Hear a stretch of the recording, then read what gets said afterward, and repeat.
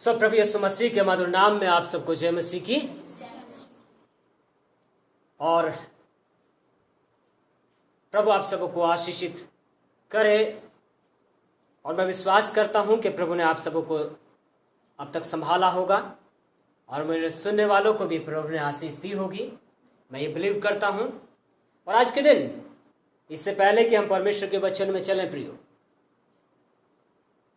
हम प्रभु के अनुग्रह में अपने आप को रखें। आइए हम अपनी आंखों को बंद करें और प्रभु से प्रार्थना में चलें। पिता यीशु के नाम से हम सब अपनी आत्मा दे प्राणों को तुझ में समर्पित कर देते हैं, क्योंकि तू ही हमारे प्रभु चट्टान है और हमारी पहचान, हमारी शान और हमारी आन है यीशु। अब यीशु के नाम से प्रभु, जो तू हमारी चट्टान है, हम तुझे अपने में ले लेते हैं। तू हमें अपने में एक कर पिता, हम सब तुझ में एक हो जाएं ताकि भटक न जाएं। धन्यवाद आपके पवित्र वचनों के लिए, जिनके द्वारा आज तो हमसे बोलने और बातचीत करने जा रहा है पिता। हर एक यहाँ पे बैठे हुए जन को भी आशीषित कर पिता, और जो प्रभु मुझे सुनते हैं इस ऑनलाइन सभा पे भी तेरा आशीष का हाथ चाहते, हर एक जीवन को छू ले पिता।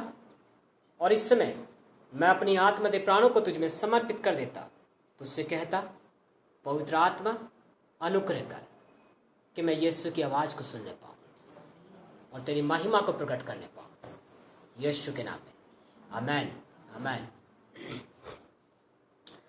सो प्रियो, अभी तक हमने जो पिछले सप्ताह हमने देखा था, क्योंकि परमेश्वर के वचन में नीति वचन 4 और उसके 20 पद में लिखा हुआ था, हे मेरे पुत्र मेरे वचन ध्यान धर के सुन।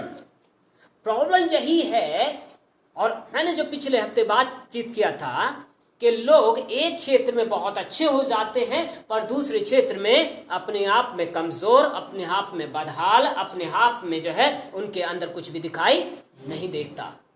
परमेश्वर ने आपको मुझे चुना इस बात के लिए कि ताकि यीशु की महिमा मेरे और आपके जीवन में क्या हो जाए, प्रकट हो जाए।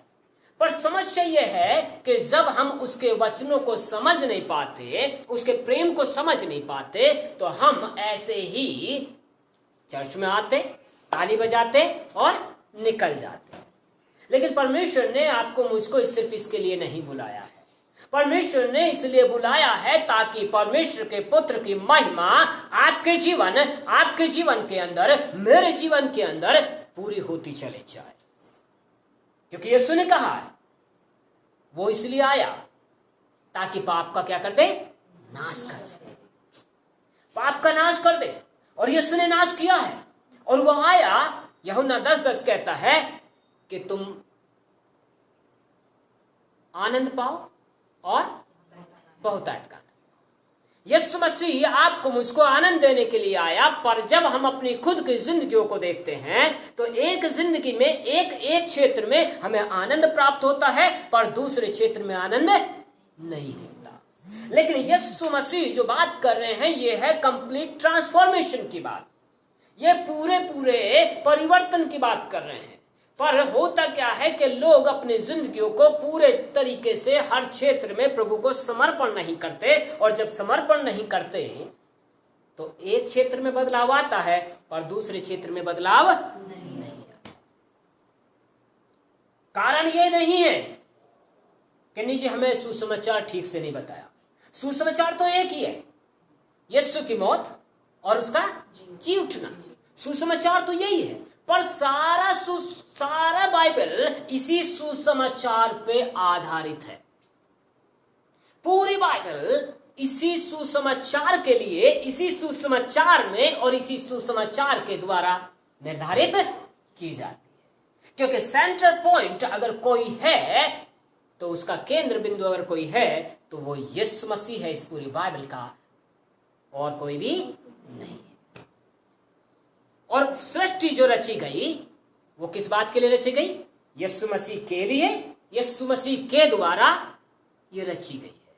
और इसीलिए सारी प्रधानताएं, सारी अधिकार और सारे नाम के ऊपर यीशु मसीह को बैठा दिया गया और हर चीजें उसके पैरों के तले कर दी गई। और इफिसियों की पत्री कहती है कि वो सारी चीजें उसके पैरों के तले करने के बाद क्या कर दिया गया, उसकी देह को दे दिया गया। मुझको और आपको यीशु मसीह ऐसे ही नहीं मिला कि नहीं जी क्रूस पे गया और मृतकों में से जी उठा, सिर्फ यहां तक सीमित नहीं है, लेकिन पिता के दाहिने जा बैठा और वहां से वो जिंदा और मुर्दों दोनों का न्याय करने के लिए आएगा। और जब वो आएगा प्रियो, तो आप इस बात को जानिए कि वो प्रभु आपके मेरे लिए जो है ऐसा प्रभु बन जाए कि मेरे क्षेत्र में, फाइनेंस के क्षेत्र में, मेरे स्वास्थ्य के क्षेत्र में, मेरी सोच के क्षेत्र में, मेरे सामाजिक क्षेत्र में, हर पहलू में मैं बढ़ता चला जाऊं। आमीन। क्योंकि यीशु मसीह इसीलिए आया, वो इसीलिए आया कि मैं हर पहलू में बढ़ता चला जाऊं, हर क्षेत्र में बढ़ता चला जाऊं। इसीलिए कहता है, हे मेरे पुत्र, मेरे वचन ध्यान धर के सुन। पर आज इन वचनों के मध्य में परमेश्वर मुझसे और आपसे कुछ अलग बातों को करना चाहता है। और भजन संहिता 14 में परमेश्वर का वचन जब शुरू करता है, केवल 7 पद इसके अंदर हैं और 7 पद कुछ ना कुछ ऐसी बातों को बोलते हैं जो मेरे और आपके जीवन के लिए बहुतायत में और बहुत आवश्यक है, बहुत जरूरी है। और यह शुरुआत करता है, मूर्ख ने अपने मन में कहा है कि कोई परमेश्वर है ही नहीं। मूर्ख ने अपने मन में कहा। सो मूर्ख को भी के विषय में जो बात है, परमेश्वर अपनी कलीसिया को दर्शाना चाह रहा है कि हमारी संगति किनके साथ पाई जाती है। क्या ऐसे मूर्खों के साथ पाई जा रही है जो कह रहे हैं कि कोई परमेश्वर है ही नहीं? अगर हमारी संगति ऐसे लोगों के साथ पाई जा रही है तो प्रियो, हमारे जीवन में हम परमेश्वर को लेकर के कैरी नहीं कर सकते, परमेश्वर को लेकर नहीं चल सकते। क्योंकि संगति अगर हमारे ऐसे लोगों के साथ है तो संगति अच्छे चरित्र को भी क्या करती है, बिगाड़ देती है। और फिर जब परमेश्वर बताता है कि मूर्ख ने अपने मन में कहा कि कोई परमेश्वर है ही नहीं, तो फिर हम ऐसे लोगों के साथ संगति कैसे कर सकते? और यदि मैं और आप ऐसे लोगों के साथ संगति कर रहे हैं जिनके जीवन में परमेश्वर कोई महत्व नहीं रखता, परमेश्वर कुछ है ही नहीं उनके लिए, तो फिर उनसे आपको क्या प्राप्त होगा? क्या चीज प्राप्त होगी आपको? फिर तो नेगेटिव चीजें आएंगी, नकारात्मक बातें आएंगी, क्योंकि उनके मन में तो पहले ही बसा है कि कोई परमेश्वर है ही नहीं। और जब पहले ही वो बातें बसी हुई हैं तो परमेश्वरीय ज्ञान या परमेश्वरीय समझ या परमेश्वरीय जो चाल चलन है कैसे उनके जीवन से प्रकट हो जाएगा? प्रकट होगा नहीं। तो यहां परमेश्वर कहता है, मूर्ख ने अपने मन में कहा है कोई परमेश्वर है ही नहीं, और वे बिगड़ गए, उन्होंने घिनौने काम किए हैं, कोई सुकर्म नहीं, कोई सुकर्म का अच्छा काम करने वाला भी नहीं है कि कोई अच्छा काम करता हो।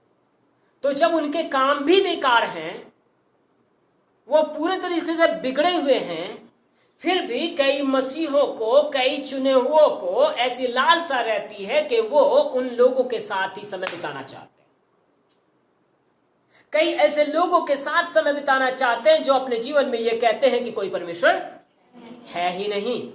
फिर कैसे अपेक्षा करते हैं कि उनके जीवन में बहुत कुछ अच्छा हो जाए?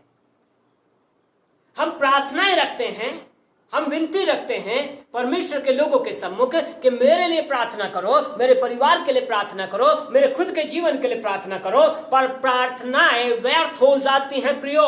क्यों? क्योंकि एक समय केवल 2 घंटे 3 घंटे आप समय यहां पे बिताते हैं, बाकी समय आपका कहां बीतता है? क्या उन मूर्खों के साथ, क्या उन बिगड़े हुए लोगों के साथ जिनके जीवन में परमेश्वर कोई महत्व नहीं रखता? अगर हमारे जीवन का लक्ष्य ऐसा है कि हम परमेश्वर की तरफ दौड़ने के बजाय, अगर हम परमेश्वर की तरफ दौड़ने के बजाय हम कहां चल रहे हैं? ऐसे लोगों के साथ समय बिता रहे हैं, तो फिर हमारी प्रार्थनाएं व्यर्थ ठहर जाती हैं। हालेलुया।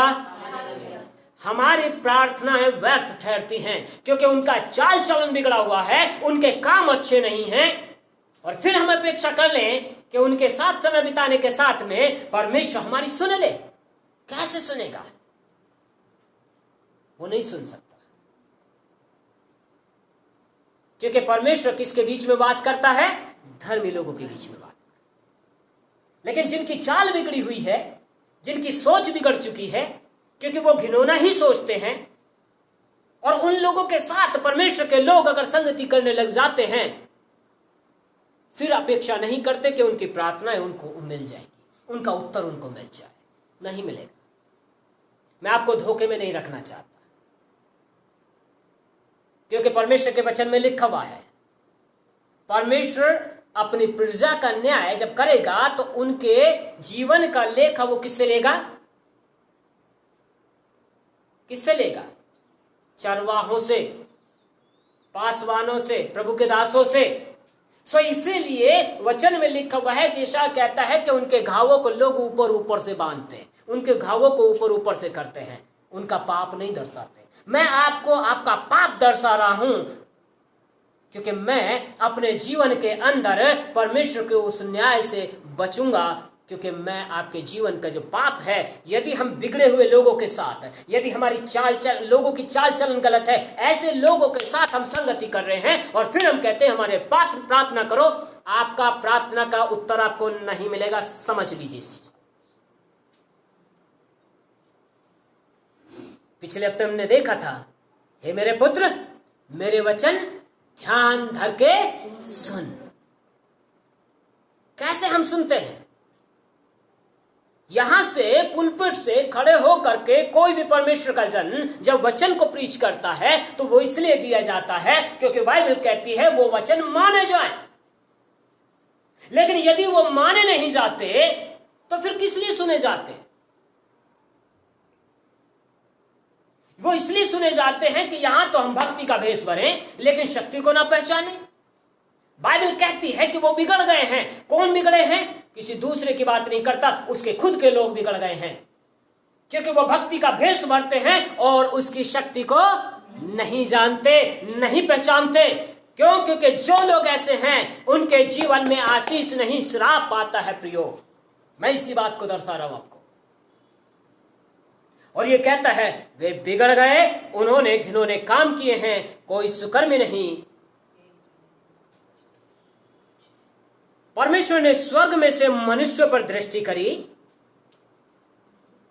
कि देखे कोई बुद्धिमान, कोई परमेश्वर का खोजी है या नहीं।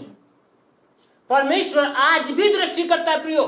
और आज की सभा शुरू होने से पहले ही जब प्रभु के चरणों में हम गए, ये तो मैंने अब खोला है, लेकिन प्रभु के चरणों में हम गए, हम सिर्फ 2 ही गीत अब गा पाए और लगभग 1-1.25 घंटा सिर्फ हम उपस्थिति में रह गए।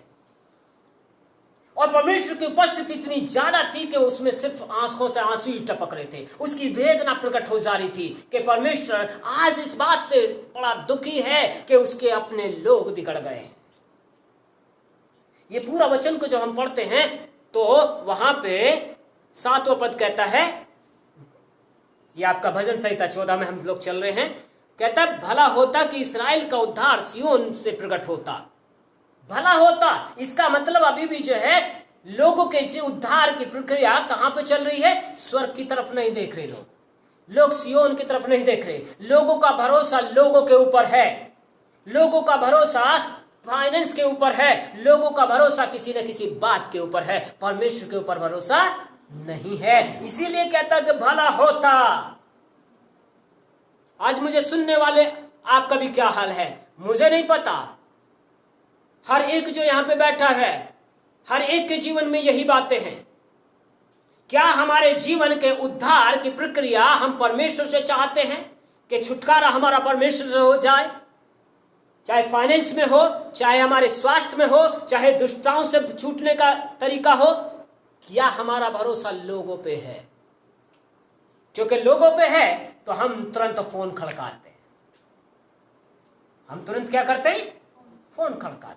मैं ये नहीं कह रहा कि आप जो है जो आपको सिखाता है उसको ना बताएं, मैं ये नहीं कह रहा, लेकिन हर पल कॉल करना भी अच्छा नहीं होता। इसका मतलब फिर क्या हो जाएगा? आपका भरोसा परमेश्वर के जन पे चला जाएगा, आपका भरोसा परमेश्वर पे नहीं रहेगा। इसीलिए मैं कह रहा हूं कि वचन जब हमारे मुंह के अंदर, हमारे मन में और हमारे निकट पाया जाता है तो खुद बैठे, खुद वचन बोलना शुरू करें, वचन को अंदर लें और वचन एनवायरमेंट में आपके दिखाई दे जाने लग जाए। और जब वचन दिखाई देगा आपके जीवन का छुटकारा निकट है। हालेलुया। और यहां पे इसी चीज को वो दर्शाता है, इसी चीज को दर्शाता है।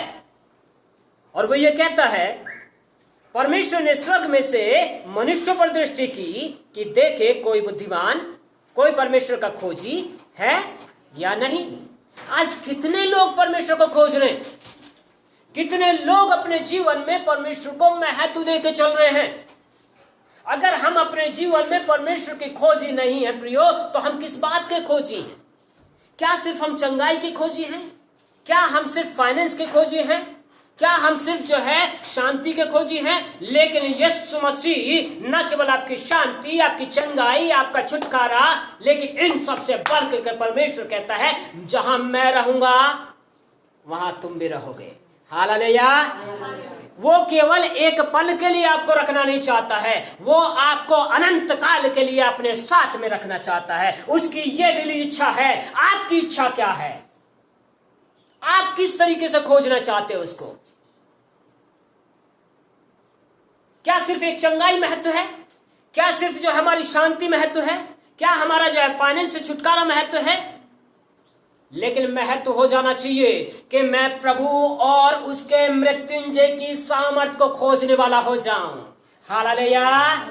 जब आप उसके मृत्युंजय की सामर्थ को खोजेंगे प्रियो, आपके जीवन के अंदर सब कुछ दिखाई देगा। चंगाई भी दिखाई देगी, उद्धार भी दिखाई देगा, शांति भी दिखाई देगी, यीशु मसीह की सामर्थ भी दिखाई देगी। और न केवल यीशु मसीह की सामर्थ दिखाई देगी, आप पृथ्वी पे रहते हुए स्वर्गीय स्थानों में अपने आप को बैठे हुए देखेंगे। हालेलुया। क्योंकि उसने ऐसी ही आशीष आपके मेरे लिए रखी है। परमेश्वर केवल आपको यहीं तक के लिए नहीं बुलाया कि नहीं जी बस इससे छुटकारा पा जाए, सब कुछ ठीक है, यहां तक के लिए नहीं बुलाया। परमेश्वर आपको यहां नहीं, अपने साथ स्वर्गीय स्थानों में कहता है मैं जय पा करके अपने पिता के सिंहासन पर बैठ गया, और जो जो पाएगा उसको भी मैं अपने पिता के सिंहासन पर अपने साथ बैठाऊंगा। हालेलुया। इससे बढ़कर के क्या बात हो सकती है कि यीशु मसीह पिता के सिंहासन पे जाके बैठा है, उसके दाहिने बैठा है, और जो आप और मुझ में से जय पाएगा, हर एक जो जय पा जाएगा, वो कहता है, एक के लिए नहीं कहता, वो सब के लिए कहता है, जितने लोग जय पाएंगे उनको अपने पिता के सिंहासन पर अपने दाहिने बैठाएगा। हालेलुया। हम किस रूप में खोज रहे हैं यीशु मसीह को? आगे कहता है 3 पद, भजन संहिता 14 का 3 पद, वे सब के सब भटक गए, वे सब भ्रष्ट हो गए। ये किसके लिए कह रहा है? ये अब उन मूर्खों के लिए नहीं कह रहा है। ये कौन से मूर्खों की बात कर रहा है? जो कलीसियाओं के अंदर पाए जाते हैं, जो मसीही लोग हैं। ठीक है, ये उन मूर्खों की बात कर रहा है कि परमेश्वर उनको नहीं देख रहा है। खोजने वाले कहां मिलेंगे? कलीसिया के अंदर। कलीसिया में परमेश्वर देख रहा है कि कोई खोजी है भी कि नहीं है, कोई बुद्धिमान है भी कि नहीं है, कोई परमेश्वर को खोजने वाला है भी कि नहीं है। तो वो यहां देख रहा है। मूर्ख ने तो पहले ही कह दिया कि कोई परमेश्वर नहीं है, लेकिन ये वो मूर्ख हैं जो कलीसिया के अंदर हैं, जो परमेश्वर को नहीं खोज रहे, वो केवल 1-2 चीजों को खोज रहे।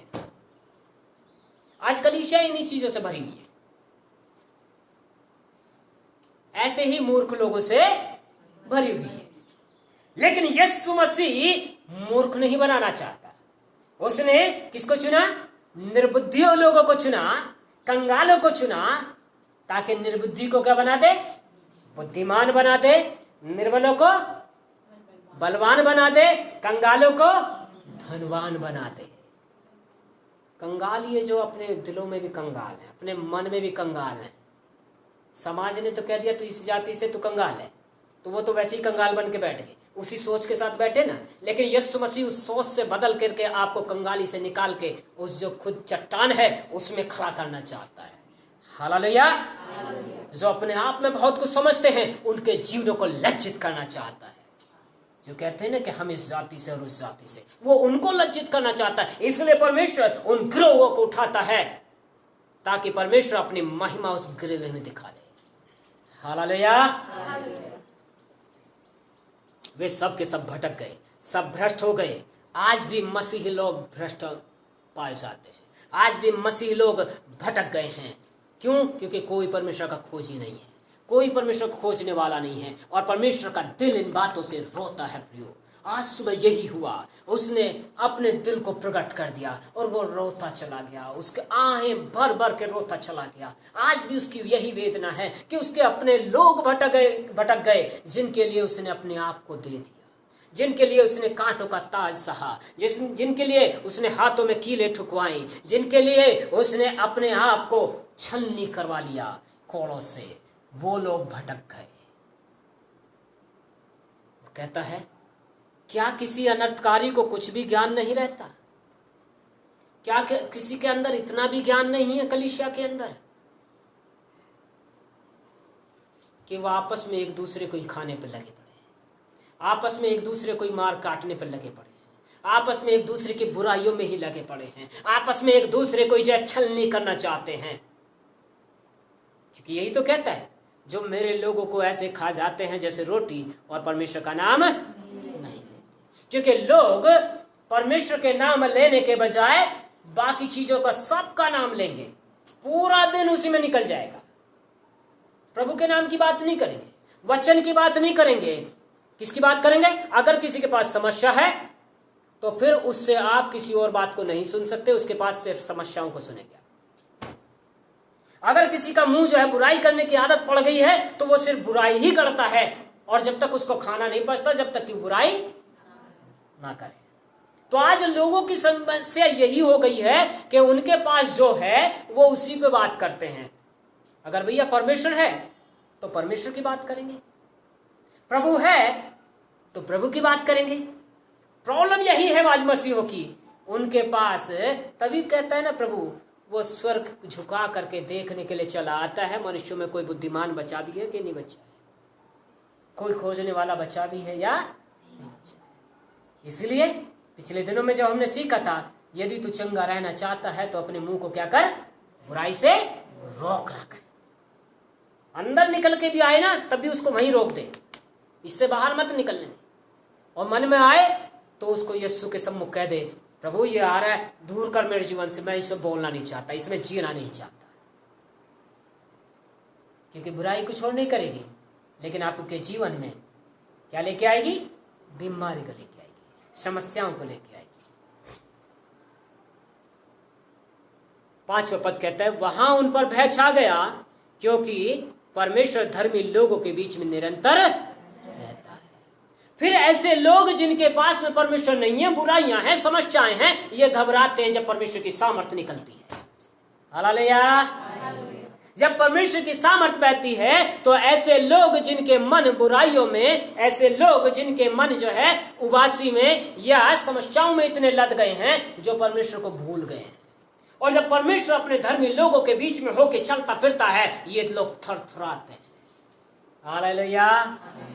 ये थरथराते हैं। तो क्यों हम ऐसी नौबत में आए कि हम थरथराने लगे उस प्रेमी परमेश्वर के आने से, जो हमारे खुद के दिलों में वास करना चाहता है, जो वो आपके अंदर बसना चाहता है, और वो अपने लोगों के मध्य में होकर जब चलता है तो हम थरथराते हैं। क्यों? अरे वो तो आपके अंदर आके बसना चाहता है, और उसके आने से दूसरे के अंदर आया है तो आप थरथरा रहे हैं। घबराहट की जरूरत नहीं है। इसका मतलब अगर किसी के अंदर घबराहट आती है, जब परमेश्वर की उपस्थिति आती है, समझ जाओ कि कुछ गड़बड़ है। अपने चाल चलन को हम ठीक कर लें, अपनी जिंदगियों को ठीक कर लें, और जरूरी है ताकि परमेश्वर हम में बसने लग जाए, प्रभु हम में दिखने लग जाए। अब कहता है, भला हो तुम तो दीन की युक्ति की हंसी उड़ाते हो, परंतु यहोवा उसका शरण स्थान है। क्योंकि कलीसिया के अंदर में भी ऐसी बातें हैं, अगर बेचारा कोई सीधाई से चल रहा है प्रभु में, तो लोग कह रहे ज्यादा ही धर्मी बन रहा है ना, या ज्यादा ही जो प्रभु में उत्साहित है, या विश्वास में मजबूत होकर के आगे बढ़ना चाहता है, या विश्वास की बातों को बोलते हुए अपने आशीषों को जो लेता है, उसको लोग कई बार मूर्ख समझते हैं, उसकी हंसी उड़ाते हैं। ये बाहर वाले नहीं, कौन उड़ाते? ये अपने ही, जो हमारे अपने कहलाते हैं, ये वही उड़ाते हैं। ज्यादा धर्मी बन गया है ना भाई, आप ना बहुत डीप में चले गए, इतना डीप में जाने की जरूरत नहीं है, आप ज्यादा गहराई में चले गए, है ना। हम समाज में रहते, इसलिए थोड़ा बैलेंस बनाकर, बैलेंस तो बनाओ। किस चीज का बैलेंस बनाओ? बुद्धि और आत्मा का, क्योंकि बुद्धि से भी प्रार्थना और आत्मा से भी प्रार्थना। प्रॉब्लम यह है, लोग सिर्फ एक तरफ चलना चाहते हैं, लेकिन साथ साथ चलना। यीशु की आत्मा मौजूद है ताकि हम उसके साथ कदम से कदम ताल मिलाएं, बुद्धिमानी के साथ। और बुद्धि आपकी बुद्धि नहीं प्रियो, बुद्धि भी किसकी? यीशु की, क्योंकि बुद्धि, ज्ञान, समझ के सारे भंडार भी उसी में पाए जाते हैं। समस्या यही है कि लोग अपनी बुद्धि को वहां पे ले आते हैं। आत्मा भी परमेश्वर का है और बुद्धि भी परमेश्वर की। गहरे में जाना जरूरी है, क्योंकि यीशु ने कहा था गहरे में जाल डाल। गहरे में जाल डालने बंद हो गए आज। ऊपर ऊपर का माल चाहिए, गहरे में नहीं डालना है। लेकिन कंदमूल कहीं ऊपर नहीं दिखते, कंदमूल कहां दिखते? नीचे में। सोना नीचे में निकलता है, दूसरी चीजें जो है, हीरे मणि जो है, सब नीचे में निकलते हैं। बाइबल के अंदर भी गहरे में जाने की जरूरत है, वह आराधना में भी गहरे में जाने की जरूरत है। ऊपर ऊपर नहीं होता है। नहीं जी, दूसरा कोई आए हाथ रखे चल दे, दूसरा मेहनत करे और लड्डू कौन खाए? लड्डू कौन खाए? हाथ रखवाने वाले। इसका मतलब मैं ये नहीं कह रहा कि हाथ न रखवाओ, लेकिन हाथ रखवाने का भी अपने क्या है, एक सीमाएं हैं। शुरू के दिनों के लिए ठीक है, लेकिन हमेशा के लिए ठीक नहीं है। हालेलुया। अरे शुरू के 2-4 महीने ठीक है, ज्यादा से ज्यादा 6 महीने ठीक है, लेकिन इसका मतलब ये नहीं है कि हमेशा हाथ ही रखवाते रहो। क्योंकि परमेश्वर ने क्या आपको आजादी नहीं दी है? क्या परमेश्वर आपके अंदर होकर नहीं चलता है? क्या परमेश्वर आप में होकर के चलना फिरना नहीं जानता है? वो आप में भी चलना फिरना जानता है, लेकिन कब चलेगा? जब गहरे में जाओगे। हालेलुया। दूसरों की हंसी युक्ति ये सब बनाना बंद करो, गहरे में जाओ, आराधना में जाओ, गहरे में चलो, प्रभु से बात करो। और जब प्रभु से बात करोगे, परमेश्वर आपके जीवन को उभारेगा, उठाएगा, आशीषित करता चला जाएगा। हालेलुया। इसलिए जो कहते हैं ना, मूर्ख ने अपने मन में कहा है कोई परमेश्वर है ही नहीं, तो मूर्ख की संगति करना बंद करें पहले तो, क्योंकि उससे हमें कुछ भी प्राप्त नहीं होगा। उनकी चाल पहले ही बिगड़ गई है, उनका ढाल बिगड़ गया है पहले ही, वो सब के सब बिगड़ गए हैं। सो ना उनकी चाल से कुछ प्राप्त होगा, ना उनके स्वभाव से कुछ प्राप्त होगा। तो ऐसों की संगति करके हमें कुछ भी प्राप्त होने वाला नहीं है। और जब ऐसा प्राप्त होने वाला नहीं है, तो प्रियो जरूरी है जल्दी डिसीजन लें और जल्दी अलग हो, क्योंकि जितनी जल्दी हम करेंगे उतनी जल्दी हम प्रभु की उपस्थिति को अपने जीवन में देखने पाएंगे। कलीसिया के अंदर भी जो बिगड़ गए हैं, पौलुस कहता है जो भाई कहकर के अपने आप को और व्यभिचारी बन गया है, उससे अपने आप को बचा के रख। वो बाहर की बात नहीं कर रहा, वो कहता उससे बचा के रख। कलीसिया के अंदर भी कई लोग, क्योंकि वचन में लिखा है सबके सब में विश्वास नहीं है, इसलिए अपने आप को देखो, जांचो, कलीसिया के अंदर कौन सही है कौन गलत है। और ये आप अपने आप से नहीं जान सकते जब तक कि परमेश्वर का आत्मा आपको ना बताए। तो जान लीजिए इस चीज को। और यहां पे वो कहता है, तुम तो दीन की युक्ति को हंसी में उड़ाते हो, परंतु यहोवा उसका शरण स्थान है। और बाइबल भी यही कहती है, परमेश्वर के सामने दीन बनो, तब शैतान का सामना करो, तब वो तुम्हारे सामने से भाग निकलेगा। लोग पहले सामना करना चाहते हैं और आशीषों को लूटना चाहते हैं। आशीष ऐसे नहीं लूटी जाती। ठीक है, खुद गहरे में जाल डालना सीखिए, और जब गहरे में डालना सीखेंगे, अगर नहीं आते बोलो, मैं बताऊंगा कैसे डालते हैं, क्योंकि मैं वही सिखा रहा हूं आपको। और जब आप ऐसे जाल डालेंगे जैसे मैं डाल रहा हूं, या जैसे और परमेश्वर के कई दासों ने डाला है, तो वो दिन दूर नहीं, वो समय दूर नहीं जब परमेश्वर आपके करीब ना हो। क्योंकि यहां पे लिखा हुआ है परमेश्वर उसका शरण स्थान है, उसका बचाने वाला है। परमेश्वर आपको सारी विपत्तियों से बचाएगा। और यहां वो कहता है, 7वां पद कहता है 14:7 भजन संहिता, तब भला होता कि इस्राएल का उद्धार सिय्योन से प्रकट होता। क्योंकि आज भी कई मसीही लोग अपने उद्धार, अपनी शांति, अपने आनंद को लोगों में खोज रहे हैं, टीवी में खोज रहे हैं, दूसरी चीजों में खोज रहे हैं। लेकिन उद्धार या छुटकारा आपके चंगाई का स्रोत कहां पे है? लोगों में है या परमेश्वर में? परमेश्वर में है। तो वो कहां से प्रकट होगा? परमेश्वर सिय्योन से प्रकट होता है, स्वर्ग से प्रकट होता है। इसलिए अपनी नजरों को लोगों की तरफ लगाना बंद करें, और कहां लगाना शुरू करें? उस चट्टान पे लगाएं जो श्रोमणी यीशु मसीह है। आपकी सहायता वहीं से आएगी, और कहीं से नहीं आएगी। आगे कहता है, जब यहोवा अपने प्रजा को दासत्व से लौटा ले आएगा, तब याकूब मगन और इस्राएल आनंदित होगा। परमेश्वर आज आपको लौटा के आना चाहता है, ताकि हर एक धोखा देने वाला क्या हो जाए, और धोखा खाने वाला मगन हो जाए, और चुने हुए इस्राएल, चुने हुए जो हैं, क्या हो जाए? आनंदित हो जाए। ये सुने, आपके लिए जान इसीलिए दिए प्रभु। और तभी वो कहता है कि मैं इसलिए आया कि तुम मेरा आनंद तुम में क्या हो जाए? पूरा हो जाए। यीशु मसीह सिर्फ चंगाई, उद्धार, पापों की क्षमा सिर्फ इस तक शामिल, इतने में सीमित नहीं रखना चाहता।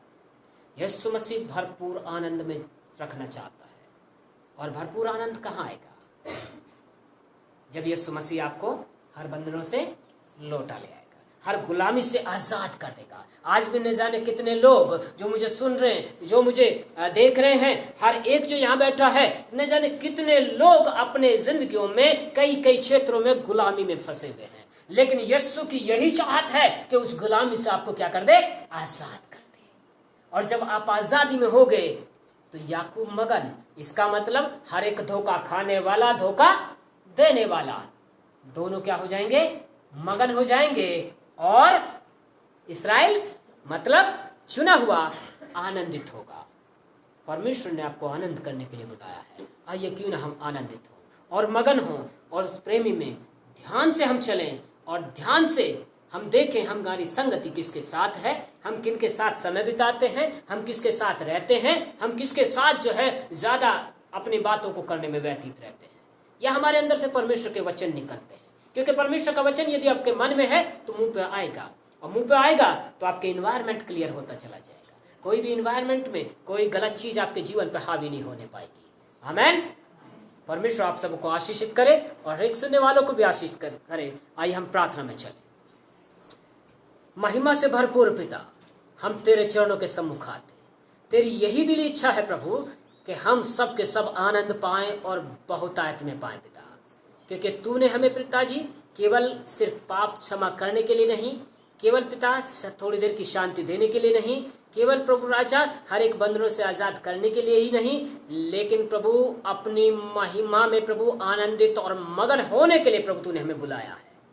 और ताकि हम हमेशा की जिंदगी में तेरे साथ वास करें, इस बात के लिए तूने बुलाया पिताजी। धन्यवाद। जबकि पृथ्वी तेरे पुत्रों के प्रकट होने की बाट जोती है पिता। अब हम प्रार्थना करते, आज जितनों ने वचन सुना है और जितने यहाँ बैठे हैं पिता, हम में से हर एक जन प्रभु इसी प्रभु राजा अभिषेक में प्रभु भरने पाए, ताकि हर एक जन केवल इस थोड़े समय के आशीषों के लिए नहीं, लेकिन हमेशा हमेशा की जिंदगी के लिए तुझ में आनंदित और मगन हो जाए पिता। अब यीशु के नाम से पिता, हम सब अपने आप को तुझ में समर्पित कर देते। हर एक सुनने वालों को भी प्रभु मैं तेरे चरणों में लेके आता। यदि वो प्रभु अभी भी कंफ्यूजन में है, अभी भी प्रभु घबराहट में है। ओ प्रभु राजा, अभी भी प्रभु जी उनके चाल चलन बिगड़े हुए हैं। हर एक यहाँ बैठे हुए के भी पिता, मैं इन सब के जीवन को तेरे चरणों में समर्पित कर देता और यीशु के नाम से हर एक जीवन के अंदर से दुष्टता के कामों को, उन सारी बुरी अभिलाषाओं को यीशु के नाम से मैं झड़कता और हुक्म देता, एक एक जीवन को छोड़े और चले जाए। Let your fire fall upon them Lord. तेरी उपस्थिति एक एक जीवन के ऊपर आ जाए and be healed in Jesus mighty name. Yeshu के नाम से पूरे रीति से आजाद हो जाए, बुरी अभिलाषाओं से, दुष्टता के बंधनों से, कर्ज की समस्याओं से यीशु के नाम से पूरी रीति से आजाद हो जाए। B free in Jesus mighty name. और तुझमें इस्राएल जो हम चुने हुए हैं पिताजी, हर एक सुनने वाला जो तुझमें चुना हुआ है वो तुझमें आनंदित और मगन हो जाए पिता। सारा आदर महिमा आपको देते हैं। धन्यवाद अब तक संभालने के लिए मसीह यीशु के जीवित नाम से मांगते हैं, आमेन आमेन आमेन। प्रियो, यदि आप आशीषित हुए हैं तो जरूर इसको दूसरों से शेयर करें, और यदि कोई प्रार्थना की विनती है तो आप मुझे लिख सकते हैं। Thank you. God bless you. Amen.